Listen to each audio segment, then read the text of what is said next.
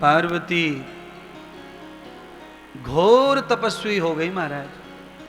शंकर भगवान तो अंतर्यामी है, उन्हें पता था, इसीलिए परमात्मा ने लंबा समय कैलाश पर बिताया। परमात्मा को लगा कि चलो पार्वती को देख आए, उनका दर्शन कर आए। अब आप सुरेश मिश्रा जी, अब आप कथा समझो। कथा ये सिखा रही है कि शंकर भगवान ये कह रहे हैं कि पत्नी अगर अच्छी हो, भगतानी हो, घर चलाने वाली हो, तो सुबह सुबह उसका उठ के दर्शन करना चाहिए। तीर्थ तो आपको करवा दिया कमलेश ने, एक धाम करवा दिया कि नहीं धर्म पत्नी ने। तो धर्म पत्नी के अंदर इतनी शक्ति होती है कि चिता से भी जिंदा करके ला सकती है, पति को इतनी ताकत रहे वह। पर धाम तक ले आई, कथा तक ले आई, दान सेवा तक ले आई। यही लक्षण होना लक्ष्मी का, पत्नी का, घर चलाने वाली महिला का, जो परमार्थ से, दान से, सेवा से, सत्संग से अपने पति परिवार सबको जोड़ के रखे, वो घर लक्ष्मी का बन जाता है, वो घर ऐश्वर्य का बन जाता है, उन्नति विकास का बन जाता है। जिस घर में औरत ही दरिद्र है, उस घर में कितना भी कमा लो पर कभी बरकत होने वाली नहीं है महाराज। 10:30 बज गए सवेरे के, अभी तक तो यही मक्की फुटर फुटर कर रही है गुड्डी के।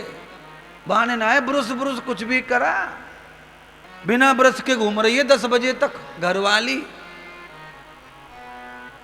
बताओ, दातुन तक नहीं कर पा रही, 10 बज गए। डिब्बा बना दिया पति का, डिब्बा बना दिया बेटे का, डिब्बा बना दिया ससुर का, वो नौकरी पे, वो स्कूल में, वो फलानी जगह, वो ढिकानी जगह, सब मम्मी के हाथ की रोटी खाएंगे अपनी अपनी ऑफिस में।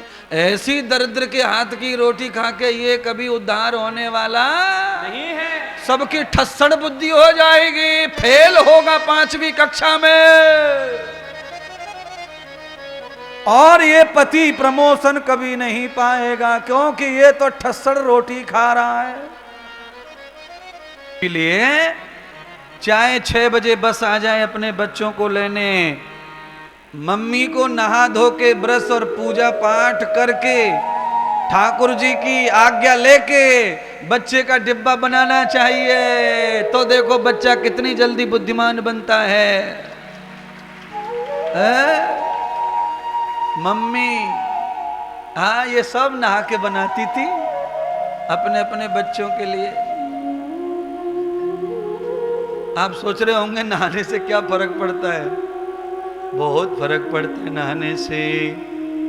हाँ, सबसे पहला फर्क क्या है, नहाने से ये फर्क होता है, आप कभी भी देख लेना, आपको टेंशन आ रहा है, कोई टेंशन सता रहा है, कोई चिंता सता रही है, आपको क्रोध आया है, और आप नहा लीजिए, नहाने के तुरंत बाद आप रिलैक्स हो जाएंगे, फ्रेश। और बस वही हाथ जब आटे में लगते हैं तो आपके सारे अच्छे हार्मोन उसमें प्रवेश होकर बच्चे की बुद्धि अच्छी करने का काम करते हैं।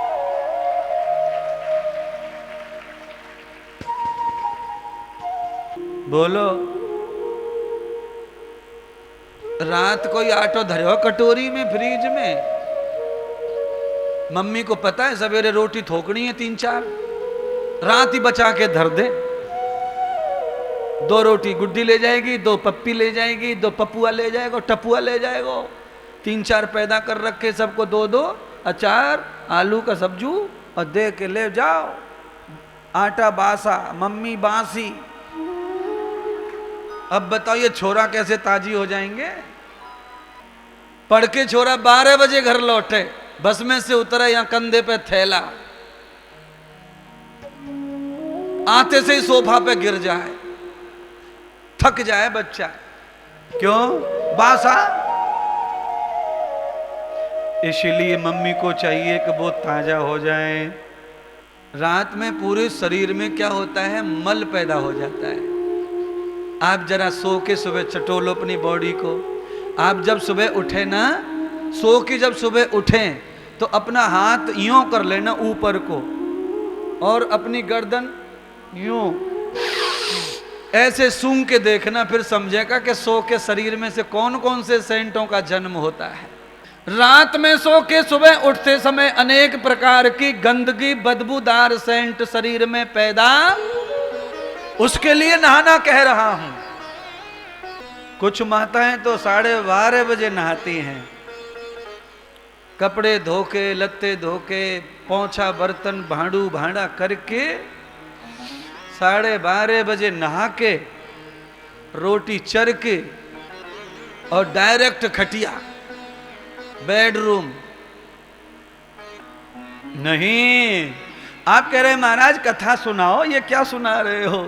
कथा है ये, पार्वती की कथा सुना रहा हूं। ये सब पार्वती के अंश बैठे हैं 80%, 20% है शिव जी के अंश। यहां पार्वती के अंश है, सब गणकाएं सेविकाएं पार्वती जी की हैं सब।